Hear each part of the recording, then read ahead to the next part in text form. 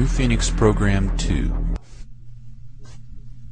Even though he is retired, Colonel John B. Alexander still works today at Los Alamos National Laboratory in a capacity that is not clearly defined, as does NSA General Michael Aquino.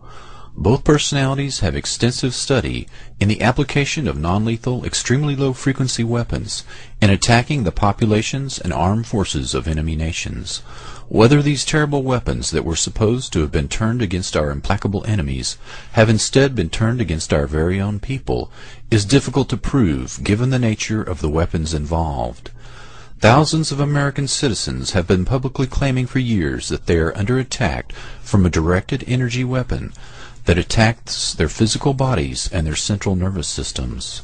Hundreds of websites have sprung up on the internet, and these distraught and tormented people have banded together in numerous groups seeking redress and relief from their elected representatives.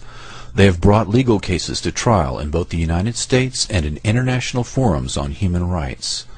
Human rights activists have been besieged by them for help, but all such petitions and court cases have run up against the problem of lack of physical evidence. The entire judicial system is built on the concept of physical evidence, and people who are being attacked with invisible bullets are left with none. The very few instances of physical evidence within their grasp are easily countered by the government and can be suppressed or confiscated merely by going before a judge and repeating the most abused phrase in the English language: "This is a matter of national security."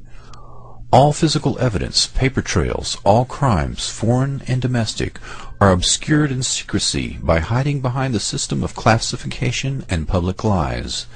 It must be remembered that the human radiation experiments began in 1943 and became public knowledge only when the government allowed it to be released to the public in 1995, and this was ostensibly to exonerate the guilty parties and to placate the victims.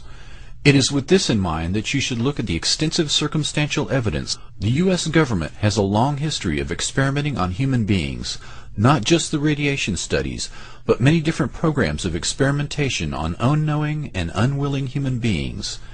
In every instance, these conspiracies were carried out more or less in public for decades without serious challenge. The Tuskegee syphilis study was one such well-known example of a terminal experiment on a large group of human test subjects. Hundreds of African-American men who had become infected with syphilis were allowed to die a slow and terrible death so that the pathology of the disease could be better understood. These men suffered horribly for decades, eventually going blind and then insane. The men also passed their illness onto countless other innocent people unnecessarily. The scientific results were written up and published in the most prestigious medical journals in the country by the most preeminent names in medicine. This state of affairs continued from the 1930s until the 1970s, before one single protest was lodged by a medical professional. In the end, this well-known crime of Tuskegee was also papered over, and no one was punished.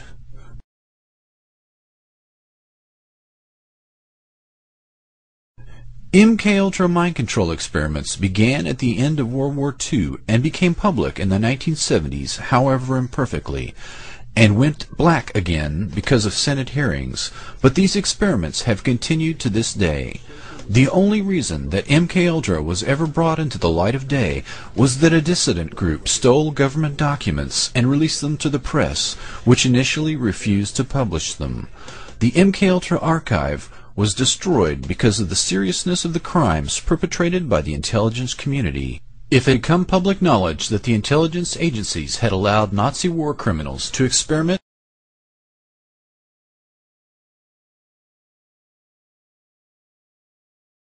on American citizens, including children, and then replicated these techniques themselves, the damage to their reputation could never be undone. The only aspects of CIA criminal activity in general, or MKUltra in particular, that the intelligence community ever admitted to were the ones that were already public, or details that had very little to do with the current capacities of mind control weapons and techniques. Microwave weapons and remote influence of the human central nervous system are the crown jewels of the intelligence community. It should be noted that documents dating from World War I, such as the formula for invisible ink, are still classified and that no serious secrets have ever been or ever will be willingly divulged. What did become public was only the tip of the iceberg, because mind control techniques and related technology work well. Human beings can be made vulnerable to manipulation and can be used unknowingly in intelligence operation. The technology that has evolved is very powerful. In fact, it is the ultimate weapon, and the penalty for revealing these secrets is false imprisonment and assassination. For any new weapon system, it has always been necessary to test it to refine and perfect the weapon, whether chemical, biological, or nuclear, or in this case microwave and radio frequency radiation weapons. Human beings have been used to perfect nuclear, chemical, and biological weapons by both the United States and its enemies. These experiments have historically been carried out both in times of war and in times of peace. The only proof of human beings ever being used as experimental subjects in the development of microwave non-lethal weapons was from captured Japanese documents at the end of World War II. Their civilian scientists had used prisoners of war in the laboratory. The POWs were cooked to death through microwave heating in terminal experiments. To obscure the truth, the scientists referred to the test subjects as monkeys in their lab notebooks. The truth emerged only because Japan was a defeated power, and their biological, chemical, and microwave weapons programs were confiscated by the U.S. Navy. To illustrate how it is especially necessary to use human test subjects, we will examine one facet of the arsenal of these non-lethal weapons. Cyclotronic resonance refers to the ability to resonate or spin small particles with a given resonance frequency. Military doctrine for non-lethal weapons in this area is as follows. Initially, enemy armies or populations can be exposed to, sprayed with, a very small amount of chemical or biological agent.